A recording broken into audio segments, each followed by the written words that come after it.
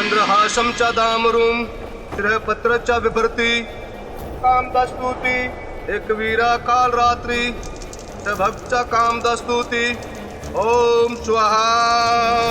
अरे अगर राजा भोज इस अनुष्ठान को करवाने में सफल हो गए और सक्तेश्वर को मटकी में बंद कर लिया तो वे मेरी परीक्षा में सफल हो जाएंगे।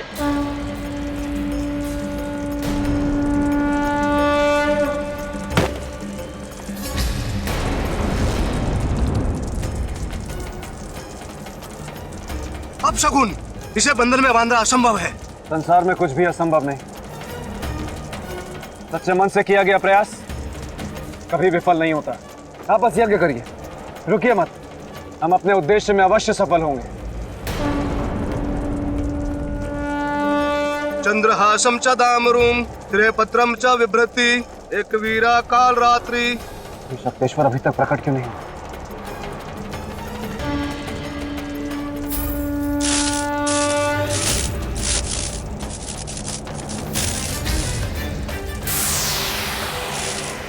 नहीं बांध सकता तू मुझे सूरजभान, नहीं बांध सकता। मैं मुक्त हूं और मुक्त ही रहूंगा। बंधना तो तुम्हें होगा सक्तेश्वर, और मैं तुम्हें बांध कर रहूंगा। ठीक है, मैं बताता हूं कि बंधन क्या होता है। मैं सूरजभान नहीं हूं कि तू मुझे रोक ले। क्या तुम सूरजभान नहीं हो? तो सूरजभान कहां है? सूरजभान कहां हो तुम?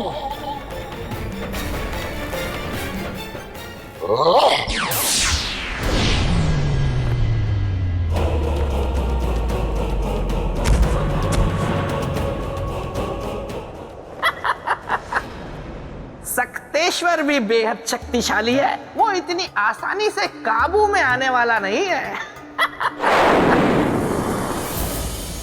सक्तेश्वर को बांधने के लिए मुझे कुछ उपाय सोचना होगा।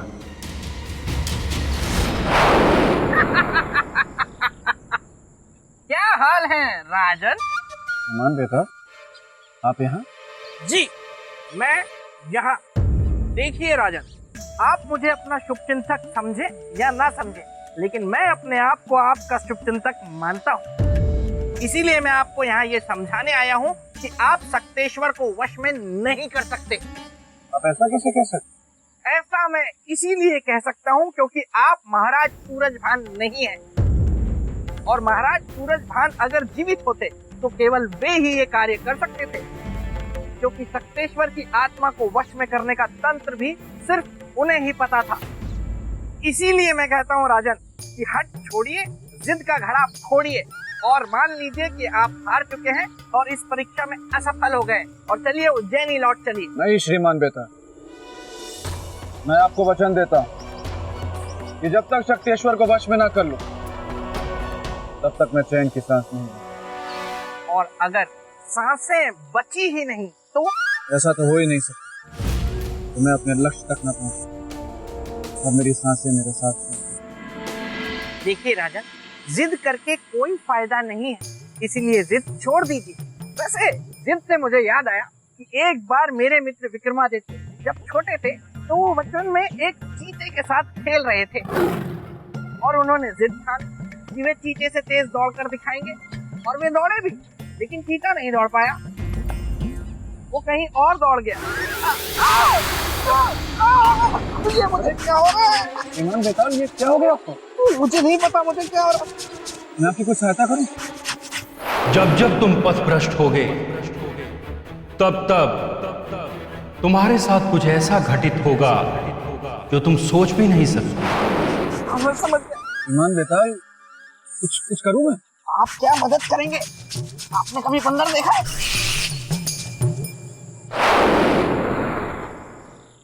भेताल तो कह रहा था कि महाराज सूरजभान ही सक्तेश्वर को बांध सकते हैं। पर यह कैसे संभव है कि महाराज नहीं है तो यह कार्य होगा ही नहीं? मेरा मन कहता है कि होगा, पर कैसे? मिल गया मुझे मार्ग। यदि मैं भी सम्राट विक्रमादित्य के समान अपनी अंतरात्मा को महाराज सूरजभान के शरीर में स्थापित कर दूं तो यह कार्य हो जाएगा। यही उपाय है शक्तेश्वर को बंदी बनाने का। मैं यही करूंगा।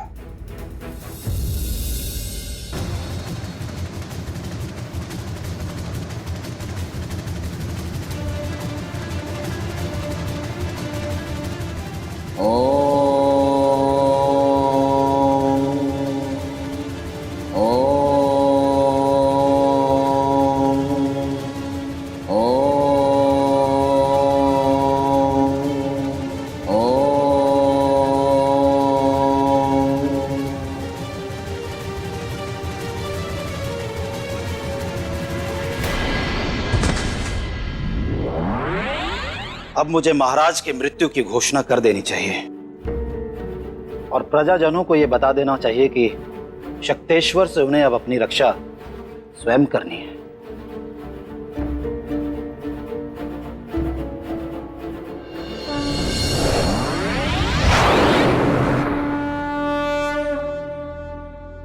मंत्री जी, मंत्री जी, मंत्री जी।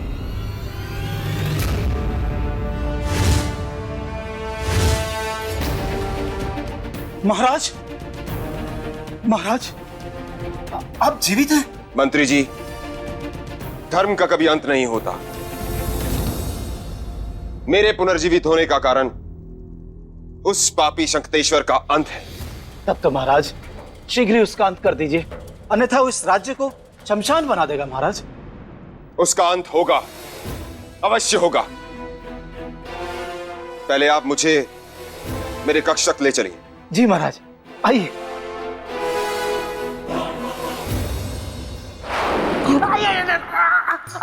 मुझे बचाओ, इस खुजली से कोई मुझे बचाओ। यहाँ तो कांटा है। मेरा गोलू यहाँ होता तो कोई ना कोई रास्ता जरूर दिखा देता। गोलू, गोलू, गोलू, तुम यहाँ? गोलू, मुझे जल्दी से कोई रास्ता दिखाओ जिससे मेरी ये खुजली खत्म हो सके। क्या तुम्हारे पास भी कोई रास्ता नहीं है? तो मैं क्या करूंगा? हे ब्रह्मदेव, ये क्या कर दिया आपने? मैं भावनाओं में बह गया, इसलिए वो सब कर गया। अब मुझे माफ कर दीजिए ब्रह्मदेव। खुजली, खुजली।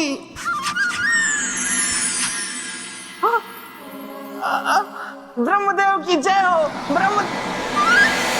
गोलू, जल्दी से मुझे दिखाओ कि राजा भोज कहाँ है, कहीं वो परीक्षा में सफल ना हो जाए। इस व्यक्ति की नाड़ी रुक चुकी है, जीवन समाप्त है। परंतु ये है कौन? देखने से तो लगता है कोई राजपुरुष है। कोई भी हो, गति तो सबकी समान होनी है। बिल्कुल सत्य।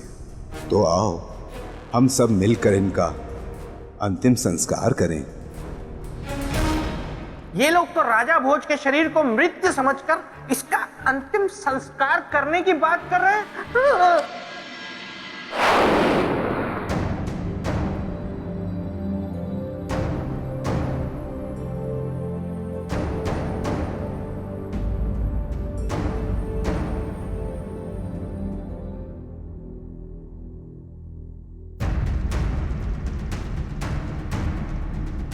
अब मुझे शक्तेश्वर को बंदी बनाने के उस सूत्र को खोजना होगा जो महाराजा सूरजभान के इस कक्ष में है।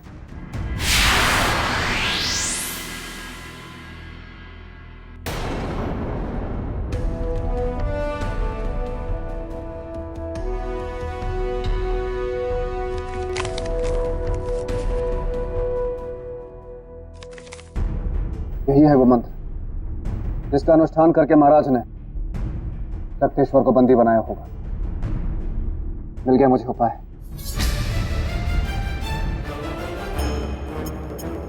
इस नक्शे में दर्शाया गया है एक गुफा को,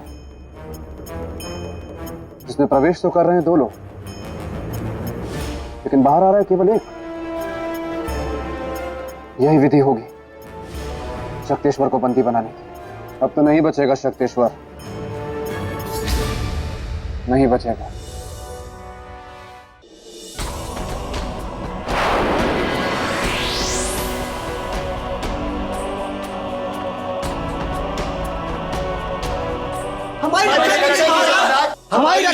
महाराज, हमारी रक्षा कीजिए महाराज। शक्तेश्वर के कारण अब आप लोगों को कोई कष्ट नहीं होगा। मंत्री जी, आज्ञा महाराज। आप जाइए और जनता की चिकित्सा और सुरक्षा का प्रबंध कीजिए। हम एक कार्य पूरा करके आते हैं। जी महाराज। आइए आप सब।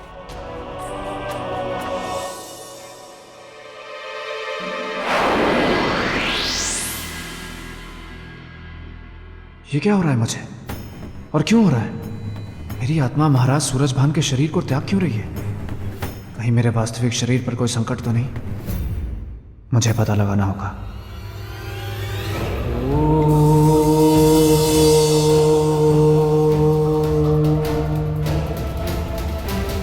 हमने आसपास के गांव में भी पता कर लिया है, कोई भी नहीं जानता इस राजपुरुष को। मेरे विचार से, वैदिक रीति से इसका अंतिम संस्कार अब शीघ्र ही कर दिया जाना चाहिए। ये ऋषिगण तो मेरे शरीर का अंतिम संस्कार करने जा रहे हैं। मुझे रोकना होगा उन्हें, अन्यथा मैं कभी अपने जीवन में वापस नहीं लौट पाऊंगा। और अपनी प्रजा एवं पत्नी को जो मैंने लौटने का वचन दिया है वो अधूरा रह जाएगा। इसलिए मुझे उनकी रक्षा के लिए जीवित रहना ही होगा। किंतु ऋषिवर, सूर्यास्त हो रहा है और शास्त्रों के अनुसार सूर्यास्त के बाद किसी भी मनुष्य का दाह संस्कार करना वर्जित है। इसलिए हमें प्रातः काल तक प्रतीक्षा करनी होगी। इसका अर्थ की मेरे पास समय है केवल एक रात का। अब इतने ही समय में मुझे शक्तेश्वर को बांधना भी होगा और अपने शरीर में वापस भी लौटना होगा।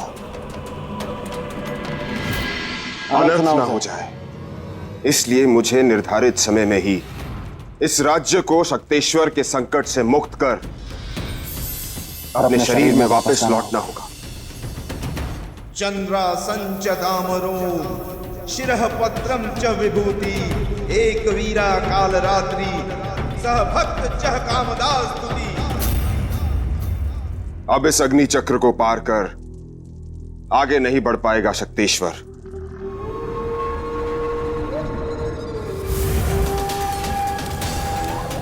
सूरजभान, मैं जानता हूं कि मुझे रोकने वाले तुम ही हो, किंतु अब तुम मुझे कभी नहीं रोक पाओगे, क्योंकि आज मैं तुम्हारा अंत कर दूंगा और तुम्हारे बंधन से सदा के लिए मुक्त हो जाऊंगा, सदा के लिए।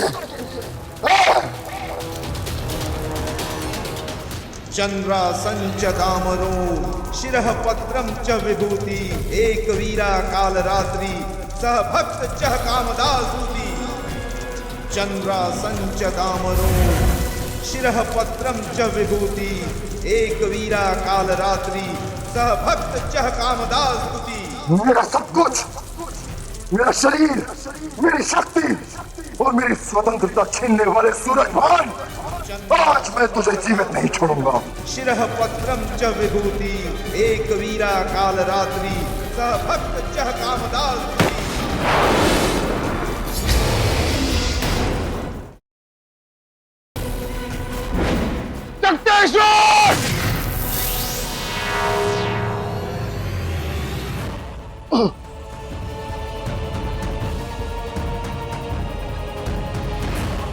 मुझे मुक्त कर अपने बंधन से सूरजभान, मुझे मुक्त कर और लौटा दे मेरा मस्तक। नहीं शक्तेश्वर, तुम्हें मुक्त करने का अर्थ है सारे संसार को कष्ट में डालना, और रही बात तुम्हारा मस्तक देकर तुम्हें पूर्णता देने की, तो तुम अपना मस्तक स्वयं ले लो। इस कलश में है तुम्हारा मस्तक, पर एक शर्त है। कैसी शर्त? इस कलश को तुमने मुझसे पहले ले लिया तो तुम मुक्त, लेकिन यदि अगर इस कलश को मैंने तुमसे पहले ले लिया तो तुम हमेशा के लिए मेरे बंदी। बोलो, मंजूर है? मंजूर है। तो ठीक है।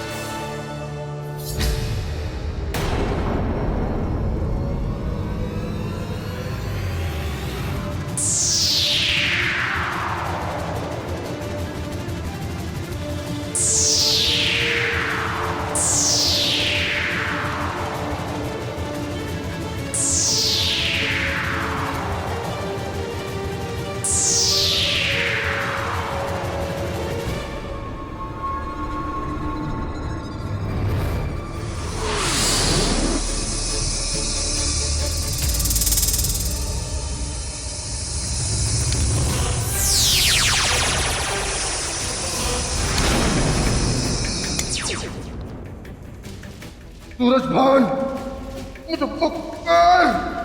ये छल है ये। नहीं, दुष्ट और पापी के साथ किया गया छल नहीं बल होता है। और आज हमने बल से तुम्हें अपना बंदी बना लिया है। अब तुम कभी मुक्त नहीं हो सकते, कभी भी नहीं।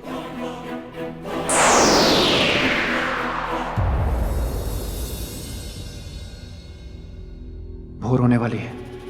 इससे पहले कि ऋषिगण मेरे शरीर का अंतिम संस्कार कर दे, मुझे अपने शरीर में शीघ्र वापस लौटना होगा। अंतिम संस्कार की सारी तैयारियां हो चुकी हैं। प्रातः काल होते ही गांव वालों की उपस्थिति में सारे विधि विधान के साथ इस अज्ञात राजपुरुष का अंतिम संस्कार कर दिया जाएगा। कैसी विडंबना है कि इसकी अंतिम यात्रा में इसका अपना कोई परिजन नहीं। क्या करूं? अगर राजा भोज सही समय पर वापस नहीं लौटे तो ये लोग उनके शरीर का सवा सत्यानाश कर देंगे और फिर राजा भोज के पास सिवाय हाथ मलते रह जाने के कुछ नहीं बचेगा।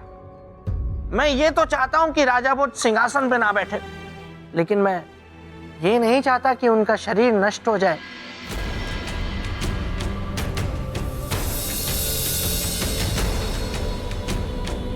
इस कक्ष से शक्तेश्वर की आत्मा कभी मुक्त नहीं हो पाएगी महाराज, क्योंकि यह कक्ष योग मंत्र से सिद्ध किया हुआ कक्ष है।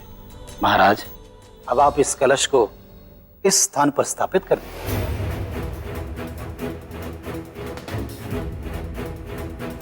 महाराज, ये सच मेरे लिए अकल्पनीय है कि 2 दिन तक मृत रहने के बाद भी आप जीवित। क्या यह संभव है महाराज? मुझे तो ये किसी चमत्कार से कम नहीं लग रहा।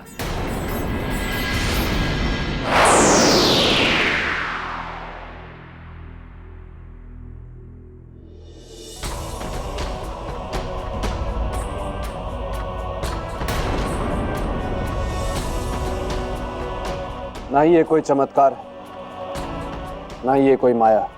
ये तो बस महाकाल का आशीर्वाद ही है कि मैं अपनी योग शक्ति के द्वारा अपनी आत्मा को महाराज के शरीर में प्रवेश करा के उन्हें जीवित कर पाया। लेकिन आपने ऐसा किया क्यों?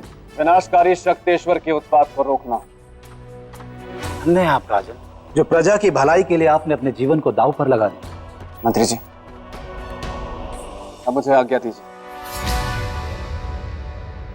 नहीं, मैं आपको जाने नहीं दूंगा। ये आप क्या कह रहे हैं मंत्री जी? मेरा वहां जाना अत्यंत आवश्यक है। यदि मैं वहां वापस नहीं गया तो जीवित नहीं बचूंगा। मेरा शरीर पंच तत्वों में विलीन हो जाएगा। महाराज, है कहीं आपके जाने के बाद और महाराज के पार्थिव शरीर के पंच तत्व में मिलने के बाद यदि शक्तेश्वर मुक्त हो गया तो, और यदि वो मुक्त हो गया तो फिर से वही हाहाकार मच जाएगा पूरे राज्य में। महाराज, प्रजा की भलाई के लिए आपको यहीं रुकना होगा, महाराज के शरीर में। ये तो आपने मुझे बहुत बड़ी समस्या के भंवर में डाल दिया। यदि मैं जाता हूं तो शक्तेश्वर फिर से मुक्त हो जाएगा। यदि मैं रुकता हूं तो मेरा अंत हो जाएगा।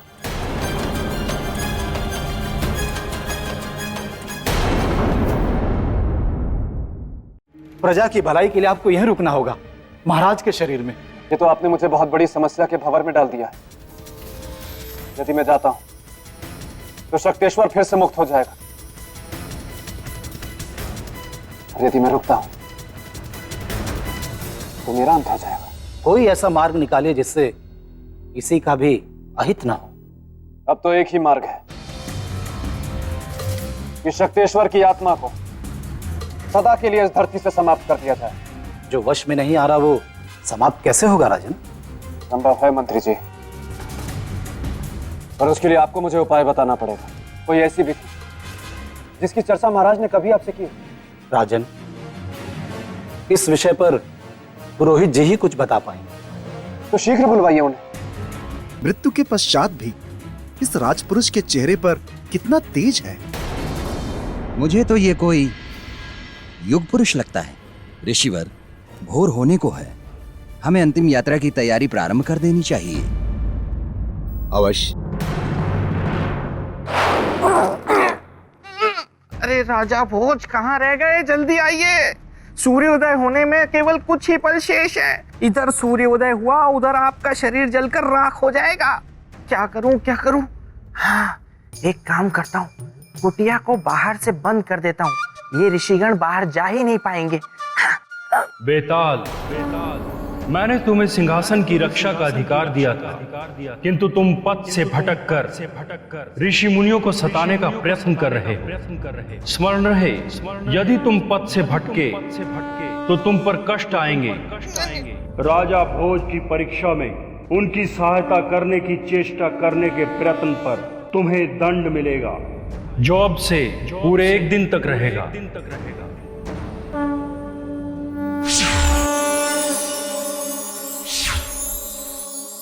अब क्या किया इन्होंने? हैं? मेरी आवाज, ब्रह्मदेव, मेरी आवाज को क्या बना दिया? महाराज, मृत आत्माओं से मुक्ति पाने का एक ही मार्ग है, पिंडदान, क्योंकि इससे उन्हें पितृलोक में स्थान प्राप्त हो जाता है।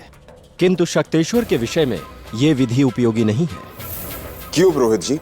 क्योंकि पिंडदान से उस आत्मा की मुक्ति और तृप्ति होती है जिसकी मृत्यु आयु के पूरे होने के बाद होती है, किंतु शक्तेश्वर की मृत्यु अकाल मृत्यु है। ऐसे व्यक्ति की आत्मा को पितृलोक में स्थान प्राप्त नहीं होता। पुरोहित जी, क्या ऐसी आत्माओं की शांति के लिए हमारे शास्त्रों में कोई विधान नहीं है? एक विधि है। क्या है वह विधि? शीघ्र बताइए। यदि कोई योगी पुरुष यज्ञ करके पितरों के देवता आर्यमा को प्रसन्न कर ले तथा शक्तेश्वर की आत्मा को पितृलोक में स्थान दे दें, वो इस समस्या का हल है।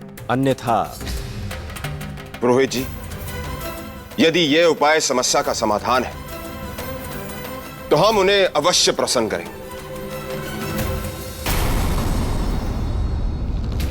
आप पिंडदान की तैयारी शुरू कीजिए पुरोहित जी।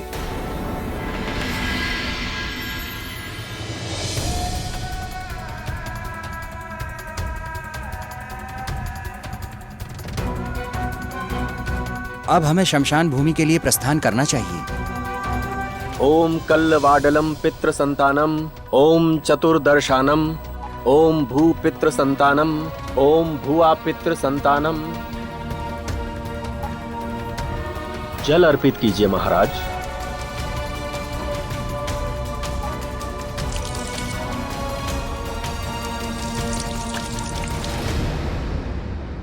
महाराज, पिंडदान हो गया। पुरोहित जी, अब इसके आगे? जिस पितृलोक में पुनर्जन्म से पहले हमारे पूर्वजों की आत्मा वास करती है और अपने वंशज के दान पुण्य से उनकी तृप्ति होती है, उस लोक के मुख्य देवता आर्यमा के आशीर्वाद की हमें प्रतीक्षा करनी होगी। हमें कैसे पता चलेगा कि देव आर्यमा हमारे इस पिंडदान से प्रसन्न हुए हैं? जब कौवे आकर इन पिंडों को ग्रहण करेंगे, तब हमें ये ज्ञात हो जाएगा कि वे प्रसन्न हुए। कौवे क्यों पुरोहित जी? क्योंकि कौवे पितृ के और उनका पिंड ग्रहण करना पितरों की तृप्ति का प्रतीक है, इसलिए उनका इन पिंडों को ग्रहण करना अनिवार्य है, जो ये प्रमाणित कर देगा कि देव आर्यमा इस विधान से प्रसन्न है। राम नाम सत्य है, राम नाम सत्य है, राम नाम सत्य है, राम नाम सत्य है।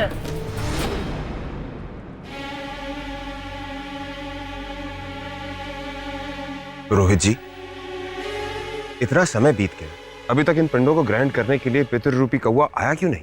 उन्हें बुलाना होगा। पुरोहित जी, हम कौवों को कैसे बुलाएंगे? हमें उनकी ध्वनि में उन्हें बुलाना होगा। क्या ऐसा करने से वे आ जाएंगे? आशा है। तो ठीक है।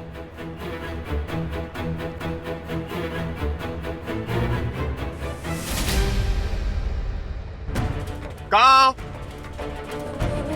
काव काव काव काव। राम नाम सत्य है, राम नाम सत्य है, राम नाम सत्य है। काव काव काव काव काव।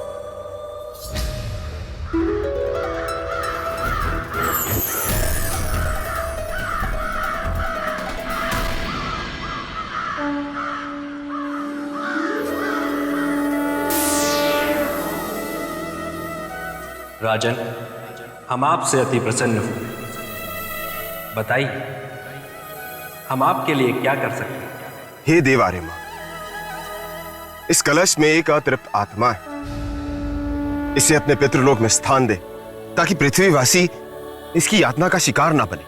राजन, संसार के कल्याण हेतु हमें इस आत्मा को अपने पितृलोक में स्थान अवश्य दें।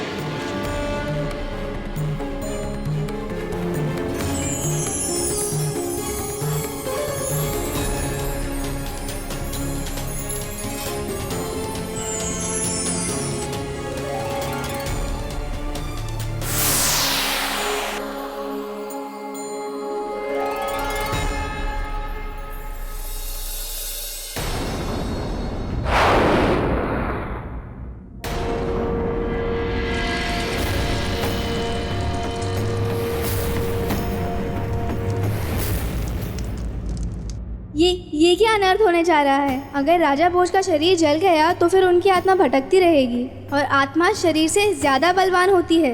और फिर अगर कहीं वो जाकर मेरे मित्र के सिंहासन पर पालती मार कर बैठ गई तो मैं क्या करूँगा? राजा भोज, जल्दी आइए। अरे मरने से पहले आ जाइए।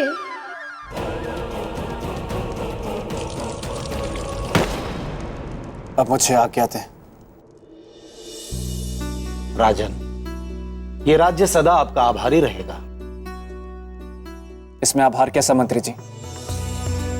मैंने तो बस एक राजा का कर्तव्य निभाया है और प्रजा की रक्षा करना तो एक राजा का परम धर्म होता है।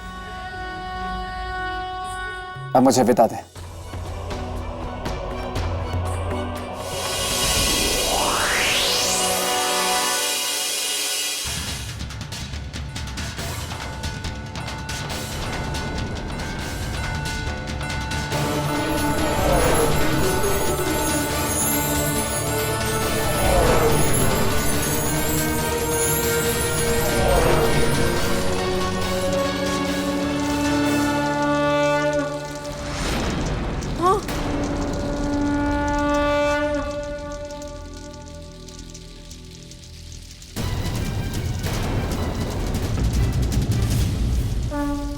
ऋषिवर,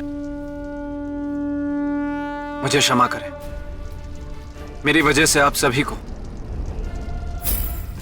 को कष्ट हुआ। परंतु सच यह है कि वास्तव में मैं मृत नहीं था, बल्कि अपनी योग शक्ति से अपनी आत्मा को अपने शरीर से कुछ देर के लिए अलग किया था, किसी उद्देश्य के लिए।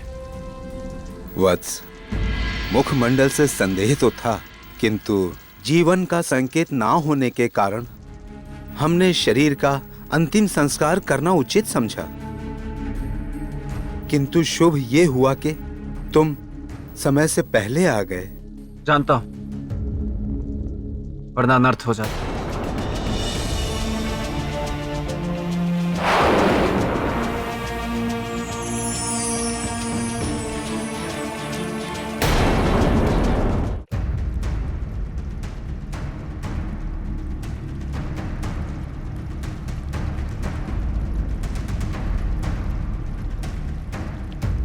कैसे है राजन?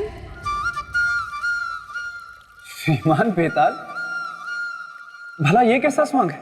मैंने सोचा राजन कि ना तो यहाँ देवी महामाया है और ना ही अन्य पुतलियाँ।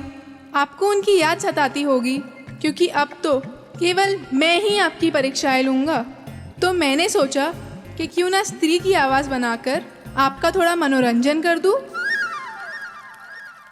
आपने मेरे लिए इतना सोचा, इसके लिए आपका अनेक अनेक धन्यवाद। परंतु आपकी पहले की आवाज बेहतर थी। अब इसको कैसे समझाओ कि पूरा एक दिन मेरी आवाज ऐसे ही रहने वाली है? राजन, आप ये बताइए कि श्रीमान बेताल, रुकावट के लिए मैं आपसे क्षमा चाहता हूँ, किंतु मैं आपसे ये पूछना चाहता हूँ कि मैं योग शक्ति की परीक्षा में सफल हुआ या असफल? आपको क्या लगा राजन कि आपने कद्दू में तीर मार दिया? माफ कीजिएगा राजन, लेकिन मैं आपको सिंहासन की अगली सीढ़ी चढ़ने नहीं दे सकता, क्योंकि आप मेरी परीक्षा में। यदि तुम पथ से भटके तो तुम पर कष्ट आएंगे। आपकी परीक्षा में सफल तो नहीं हुए, लेकिन क्या करूं, मेरा हृदय बहुत दयालु है। इसलिए चलिए चढ़ जाइए 5वीं सीढ़ी। धन्यवाद श्रीमान बेताल, अनेक अनेक धन्यवाद।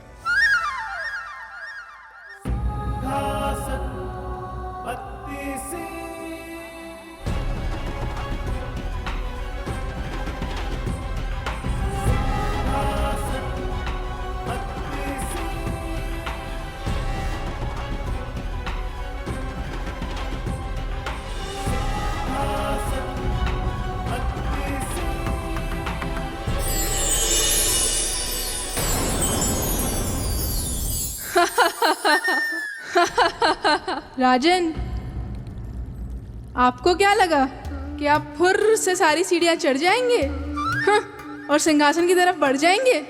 नहीं राजन नहीं, मैं हूं बेताल, जो गलने नहीं देगा आपकी दाल। अगर आपको सिंहासन की तरफ बढ़ना है तो पहले आपको परोपकार की परीक्षा देनी पड़ेगी। परोपकार की परीक्षा? परंतु त्याग की परीक्षा तो मैं दे चुका, फिर ये परोपकार की परीक्षा क्या? राजन, या तो आप भोले हैं या भोलेपन का नाटक करते हैं। इतने ज्ञानी बनते हैं, आपको इतना भी नहीं पता कि त्याग स्वयं के लिए किया जाता है, लेकिन परोपकार केवल दूसरों के लिए ही किया जाता है। दोनों में बड़ा अंतर है, वैसा ही अंतर जैसा मेरे मित्र विक्रमादित्य में और आप में। एक राई और दूसरा पर्वत, एक साधारण पानी और दूसरा शरबत। चलिए, इसी बात पर मैं आपको मेरे मित्र के परोपकार की कथा सुनाता हूँ। अवश्य। तो हुआ यूँ राजन कि एक बार रात के समय मेरे मित्र अपने राजमहल में टहल रहे थे।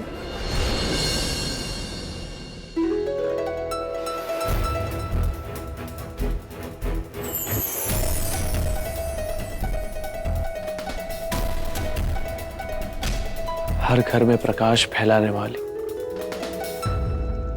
है बातिया। धन्य है आप, हर घर की खबर रखती है। हम सम्राट होकर भी नहीं रख पाते।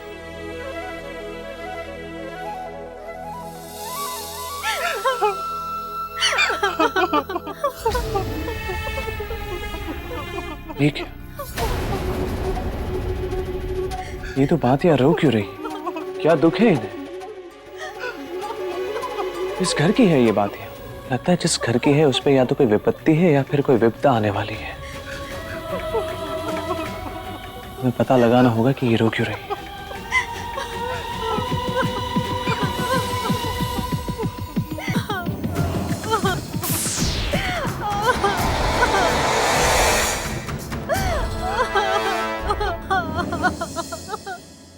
क्या हुआ बहन? मेरा दुख ये है कि जिस घर में मैं जलती हूँ, कल से उस घर में जलाने वाला कोई नहीं रहेगा। क्यों बहन? क्योंकि मेरे घर में केवल 2 जन हैं, एक अंधी माँ और उनका इकलौता बेटा, बस। 2 जन तो है, फिर क्यों रोती हो? क्योंकि कल से 2 जन नहीं रहेंगे, कल उसके बेटे की मृत्यु हो जाएगी। और बहन, मेरा दुख ये है कि मेरे राजा ने बिना कारण जाने उस घर के बेटे को मारने का आदेश दिया है।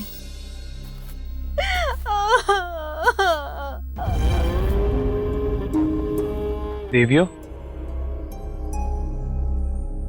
प्रणाम सम्राट। प्रणाम। आप यहाँ हमारे पास? आप ही की बातें सुनकर यहाँ आ रहे हैं। क्या आप हमें बता सकती हैं कि वो युवक कौन है जिसकी मृत्यु होने वाली है, और कौन है जो उसे मृत्यु दे रहा है? आप जानकर क्या करेंगे सम्राट? गरीबों पे सदा अमीरों का अत्याचार और अन्याय होता रहा है। कल मरने वाला गरीब अभागा युवक, जिसके भाग्य के साथ मेरा भाग्य भी जुड़ा हुआ है, कल उधर वो समाप्त होगा और इधर मैं समाप्त हो जाऊंगी, और अपने घर में मैं कभी नहीं जलूंगी। पर मैं तो जलूंगी और रोशनी भी फैलाऊंगी, किंतु उस दुख के साथ कि जिस राज्य में मैं जल रही हूँ, उस राजा ने एक निर्दोष की हत्या कर कर अन्याय किया है। हम वचन देते हैं कि अन्याय नहीं होने देंगे हम। कृपया आप हमें उस युवक का नाम बता दीजिए जिसकी मृत्यु होने वाली है, और उस राजा का नाम जो ये अन्याय करने जा रहा है। उस युवक का नाम है नामदेव। और वो राजा है भद्रपुर के राजा रुद्र प्रताप। रुद्र प्रताप।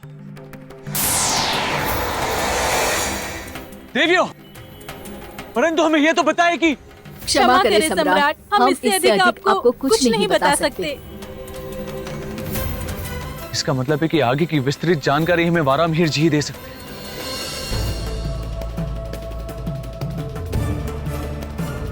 ग्रहों के योग से तो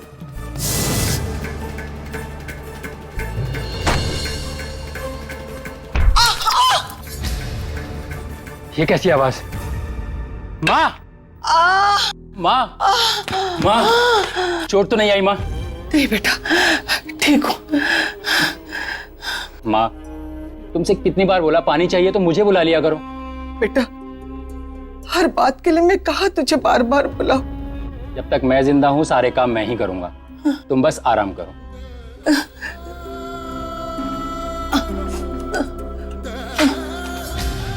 क्या बात है वारामिहिर जी, आप कुछ कहते कहते रुक गए। जब साक्षात काल हो तो मैं क्या कहूं सम्राट? इसका मतलब? इसका मतलब उसके ऊपर मृत्यु योग चल रहा है सम्राट, उसका बचना कठिन है। और क्या है उस युवक की कुंडली में वारामिहिर जी? वो अभी तक अविवाहित होगा। उसके पिता की मृत्यु बचपन में ही हो गई होगी। उसके साथ उसकी माता होगी जो नेत्रहीन होगी। अब कुछ आराम मिला? हाँ बेटा, चुक चुक जियो मेरे लाल, चुक चुक जियो। बहुत कष्टमय समय है और इसी कष्ट में उस लड़के की मृत्यु हो जाएगी। तत्पश्चात उसकी माता, उसकी भी मृत्यु हो जाएगी। इसका अर्थ है कि एक ही घर में दो दो मृत्यु हम ऐसा नहीं होने देंगे वारामिहिर जी। अब तो ईश्वर मेरी एक अंतिम इच्छा पूरी कर दे बस। वो क्या माँ? कि जब मैं प्राण त्याग दूं तो तू मेरे पास रहे। जा माँ, मैं तुझसे बात नहीं करता। हर समय मुझे छोड़ के जाने की बात करती है। अरे बेटा, गुस्सा हो गया ना बेटा। आ बैठ, मेरे पास बैठ। वारामिहिर जी, हमें ये बताएं कि काल के आने की दिशा क्या होगी? सम्राट, आप अटल को रोकना चाहते हैं? नहीं, मृत्यु के रूप में अन्याय और धर्म को रोकेंगे। आप केवल हमें यह बताएं कि काल के आने की दिशा क्या होगी, हम उसे पहचानेंगे कैसे? सम्राट, काल की दिशा तो दक्षिण है और वो उसी दिशा में वास करता है। रही बात रूप की, तो उसके बारे में कुछ भी कहना कठिन है। बस उसके आने और उसकी उपस्थिति की अनुभूति कर सकता है।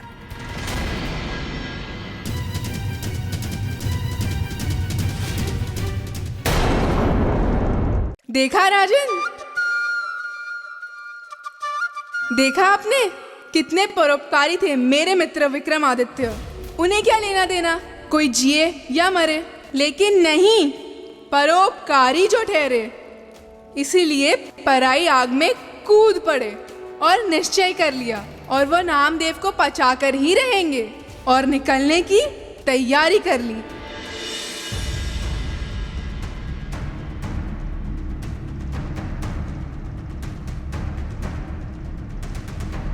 क्या बात है महाराज? सम्राट, क्षमा करें, आज तक हमने आपका मार्ग कभी नहीं रोका, किंतु आज रोकेंगे। हम आपको काल को रोकने नहीं जाने देंगे। आप क्या कह रही हैं? वही जो एक सुहागन स्त्री को कहना चाहिए।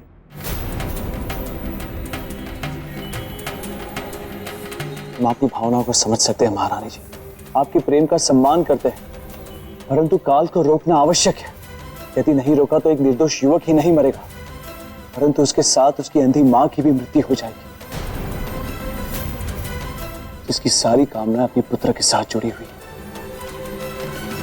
किंतु आप पर कोई संकट आए, हम ये भी तो सहन नहीं कर सकते सम्राट। हमारे साथ जो होगा जो नहीं होगा ये भविष्य की बात है, परंतु मां और बेटे के साथ जो हो रहा है वो वर्तमान में हो रहा है, और वर्तमान को सुधारना हमारे लिए अधिक आवश्यक है। अब आप ही बताइए महारानी, हम क्या करें? आप ही निर्णय लीजिए। हमारी शुभकामनाएं आपके साथ हैं।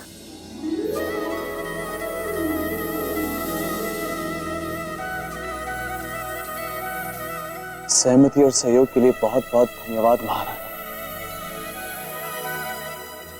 चलते हैं।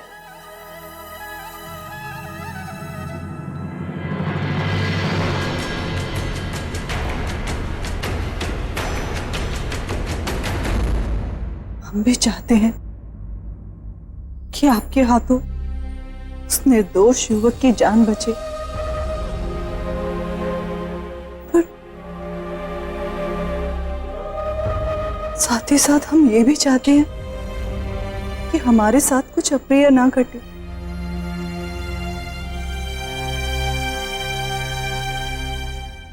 माँ, मैंने भोजन और पानी की व्यवस्था कर दी है। आप समय से भोजन कर लेना, मैं नौकरी पे जा रहा हूँ। बेटा, आज तो नौकरी पर मत जा। क्यों माँ? क्या हुआ माँ? तुम रो क्यों रही हो? कोई पीड़ा है? कल रात को मैंने एक बुरा सपना देखा। तू नौकरी पर जाएगा, वापस कभी नहीं आएगा। माँ, सपने सच थोड़ी ना होते हैं, ये तो व्यक्ति के दिमाग में आते रहते हैं। तू हमेशा मेरे बारे में सोचती रहती है ना, इसलिए। अच्छा ठीक है, मैं आज नहीं जाता, यहीं पर रहूंगा। अब खुश? मेरा प्यारा बेटा।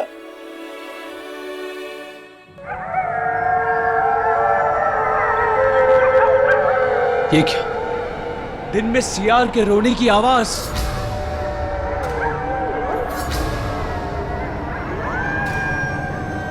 इसका अर्थ है कि काल आ चुका है, क्योंकि कुत्ते और सियार काल की अनुभूति पाकर ही रोते हैं।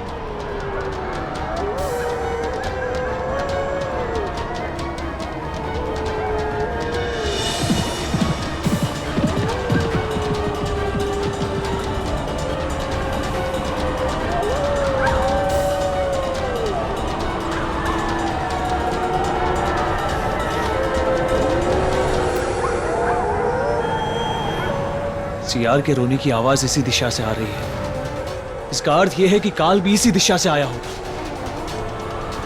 हमें इसी दिशा में जाना चाहिए।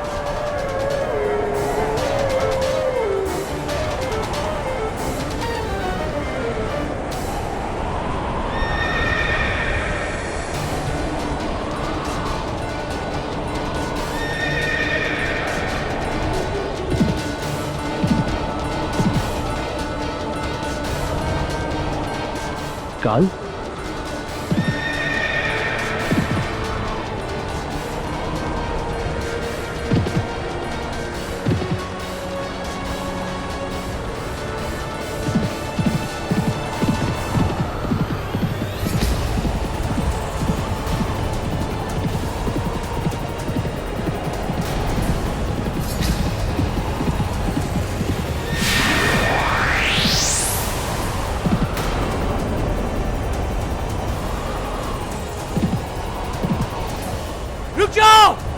रुक जाओ काल!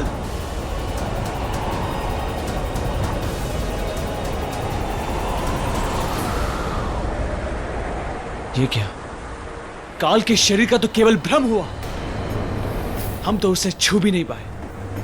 वो आया और तेजी से चला गया। क्या हुआ राजा भोज? इतनी हैरानी किस बात पर? बेटा, मुझे हैरानी इस बात की कि काल सम्राट विक्रमादित्य के सामने से निकल गया और सम्राट विक्रमादित्य उसे रोक भी नहीं पाए। हाँ, आप होते तो उसे चुटकी बजाकर रोक लेते या पकड़ लेते। राजन, वो काल था। काल का ना कोई रूप होता है और ना कोई स्वरूप। वो होता है हवा, और हवा को कोई कैसे पकड़ सकता है? अगर सम्राट विक्रमादित्य काल को पकड़ ही नहीं पाए तो नामदेव की रक्षा कैसे की होगी उन्होंने बेटा? इसीलिए तो मैं कहता हूँ राजन कि संसार के समस्त राजा एक तरफ और मेरा मित्र विक्रमादित्य एक तरफ। अगर वो काल था तो उसके सामने उसका काल था, यानी सम्राट विक्रमादित्य, मेरे मित्र। और इसके बाद जो हुआ राजन, वो बहुत ही मजेदार और कौतूहल से भरा हुआ था।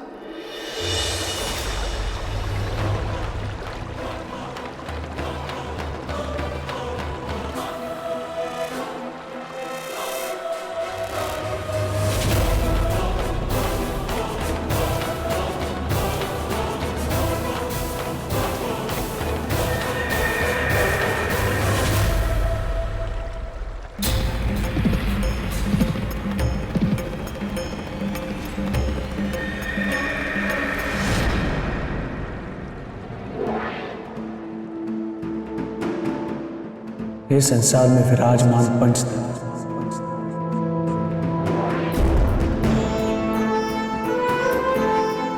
पवित्र जल, वायु, अग्नि, पृथ्वी और आकाश,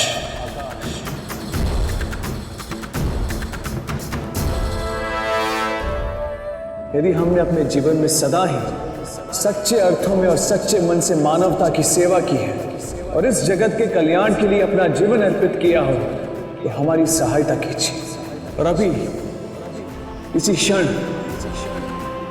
काल को एक शरीर प्रदान कीजिए।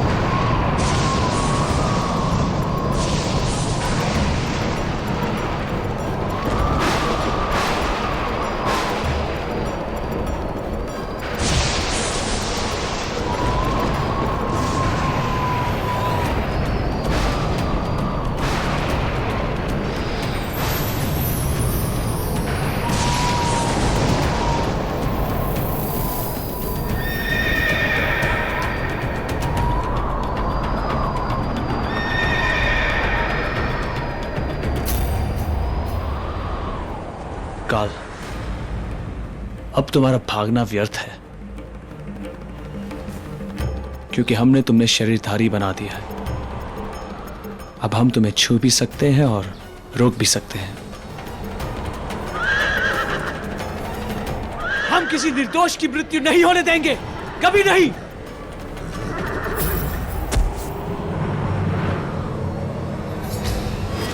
काल, देखता हूं कब तक और कहां तक भागते हो तुम। रुक जाओ काल। आचार्य जी, हम अभी तक इस चिंता से नहीं उभर पा रहे हैं कि सम्राट ने काल को रोकने का निर्णय लिया, तो आखिर क्यों लिया? एक सम्राट के तौर पर उनका यह निर्णय लेना धर्म था, क्योंकि एक निर्दोष के जीवन की रक्षा करना एक राजा का परम कर्तव्य होता है महारानी। हम मानते हैं आचार्य जी, हम मानते हैं कि जीवन रक्षा एक राजा का धर्म होता है, कर्तव्य होता है। और काल को रोककर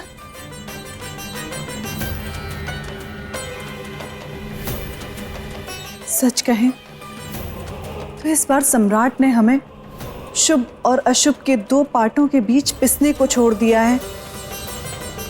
हम बुरे विचारों से अपने आप को मुक्त ही नहीं कर पा रहे हैं। आपकी आशंका निराधार नहीं है महारानी, क्योंकि काल को रोकना कभी भी शुभ हो ही नहीं सकता, और यदि उसे अपने तेज से रोका गया तो रोकने वाले के जीवन चक्र में प्रवेश कर सकता है। अर्थात उस रोकने वाले को भी काल के नियमों और सिद्धांतों का पालन करना होगा। आपका संकेत हम समझ गए आचार्य श्री। महारानी, मैंने ये जो कहा ये मेरा संकेत नहीं, संदेह था, और संदेह कभी सत्य का चोला नहीं पहनता महाराज। आप निश्चिंत रहिए, सम्राट को कुछ नहीं होगा। उनका तेज, उनकी शक्ति काल पर भी विजय प्राप्त करेगी। हमें विश्वास है कि सम्राट काल को अवश्य जीत लेंगे, किंतु फिर भी एक बार सम्राट की कुंडली देखकर आप हमें उनका भविष्य बताएं, अभी और इसी क्षण।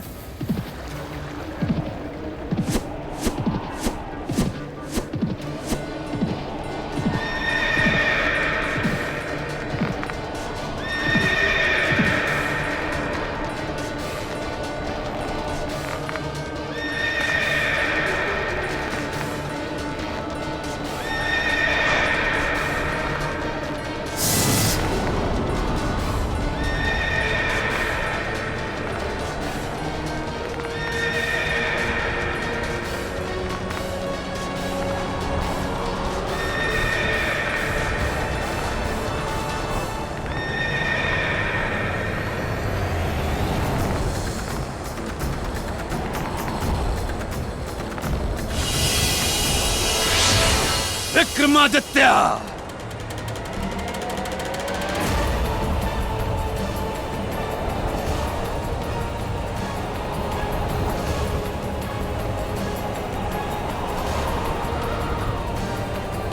तुम्हारा ये दुस्साहस, तूने काल को रोकने की कोशिश की, उसके मार्ग में तुम बाधा बने, तुम्हें इसका दंड मिलेगा, कठोर दंड। तो राजन, अगर आप मेरे मित्र की जगह होते तो क्या काल को ऐसे पकड़ सकते थे? नहीं नहीं नहीं नहीं, उत्तर मत दीजिएगा, क्योंकि मेरा ये प्रश्न ही गलत है। आप मेरे मित्र की जगह कैसे हो सकते? हो ही नहीं सकते। कहाँ बूंद और कहाँ सागर, कहाँ मिट्टी का दिया और कहाँ सोने की गागर। सही कहा आपने बेटा, सम्राट विक्रमादित्य से बराबरी का तो मैं सोच भी नहीं सकता। वाह वाह वाह वाह वाह वाह राजा भोज, वाह! मेरे मित्र से बराबरी के बारे में नहीं सोच सकते, लेकिन उनके सिंहासन को प्राप्त करने के बारे में दिन रात सोचते रहते हैं। बल्कि मुझे तो लगता है आप सोचते ही सिर्फ यही है।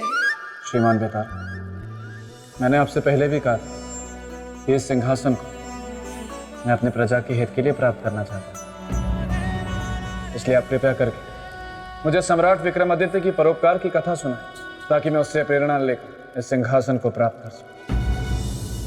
तो ठीक है, सुनिए। मेरा मित्र था काल के सामने और महारानी थी वराह मिहिर जी के सामने। आचार्य जी, देख ली आपने सम्राट की कुंडली? महारानी, मेरा ऐसा मत है कि अनावश्यक कुंडली नहीं देखनी चाहिए। कुंडली देखने का अर्थ है काल की गणना, और काल की गणना शुभ हो या अशुभ, आप बस सम्राट की कुंडली देखिए, ये हमारा आदेश है। जी महारानी।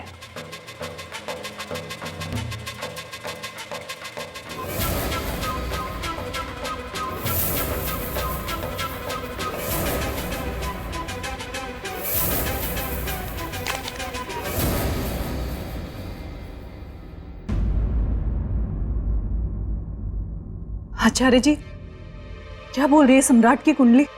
कुंडली के अनुसार ग्रहों की स्थिति ठीक नहीं है महारानी। अकाल मृत्यु न होते हुए भी अकाल मृत्यु योग बनता स्पष्ट दिखाई दे रहा है। आप अपनी बात स्पष्ट कहें, हमें कुछ समझ नहीं आ रहा आचार्य जी। महारानी, ग्रहों की ऐसी स्थिति में मनुष्य स्वयं अपने कर्मों के द्वारा मृत्यु को आमंत्रित करता है। जैसे दो व्यक्तियों के झगड़े में अकारण तीसरे का आ जाना और उनके हथियार से उनका मारा जाना।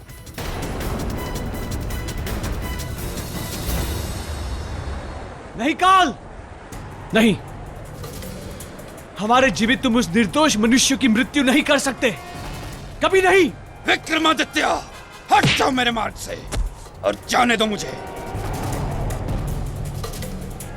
इसके आगे हम तुम्हें नहीं जाने देंगे, किसी भी परिस्थिति में नहीं।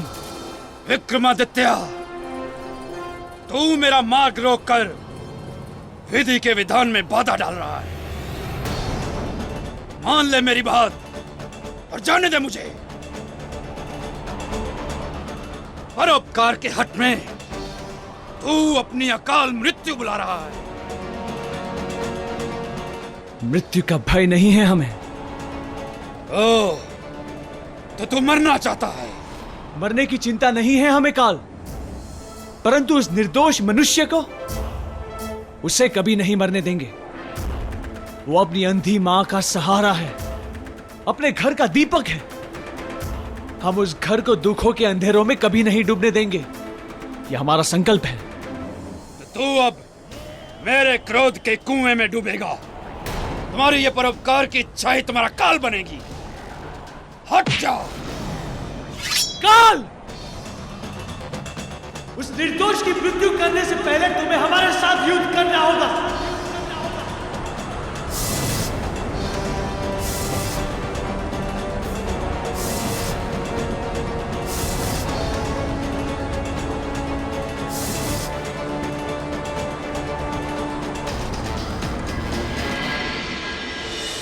श्रीमान बेताल, यह संसार की सबसे रोचक और अभूतपूर्व घटना थी जब सम्राट और काल आमने सामने।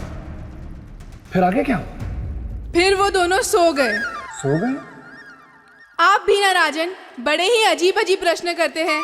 जब मेरे मित्र ने काल को युद्ध के लिए ललकारा था तो दोनों के बीच युद्ध ही हुआ होगा ना। कोई उन्होंने मिलकर नृत्य तो किया नहीं होगा।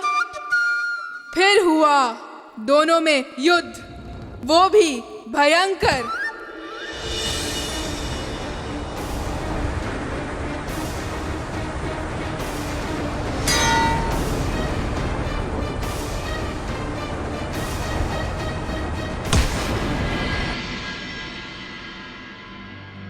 माँ, बेटा, मेरा पेट भर गया। अच्छा माँ, अब तुम आराम करो, मैं चलूंगा। क्यों बेटा, और थोड़ी देर मेरे पास नहीं रुक सकता? माँ, पहले ही बहुत देर हो चुकी है। महारानी जी मंदिर जाने के लिए मेरी प्रतीक्षा कर रही होंगी। ठीक है बेटा, चलो माँ, तुम आराम करो।